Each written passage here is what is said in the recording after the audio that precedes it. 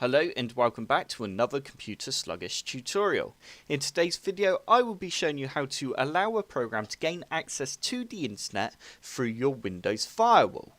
To start off with, all you need to do is go down to the bottom left hand corner of your screen and type in Defender, and you need to click on Windows Defender Security Center. You now need to click on Firewall and Network Protection, and you now need to go down to Allow an app through the firewall. Once you're on this window, you now need to click on Change Settings, and this will allow you to change any settings within the apps allowed. If you scroll through, you should be able to find the program you want to allow access to the internet. For example, here I have, let's have a little look, Remote Assistance, and as you can see it's ticked for private, which is absolutely fine.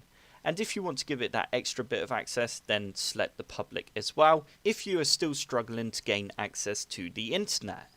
If the application you are looking for is not on the list, then you can click on Allow Another App.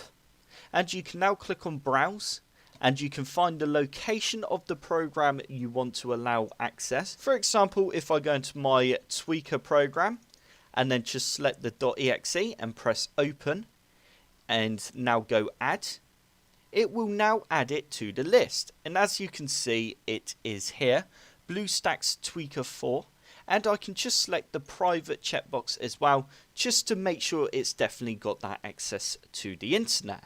And if you don't want a program to have access to the internet, then you can simply just press remove, and that will remove it from the list, making it not able to access the internet. And it's as easy as that. Once you have finished changing all the settings, you can now press OK, and that's all done. I hope this tutorial helped. If it did, hit the like button below and subscribe for more computer sluggish tutorials.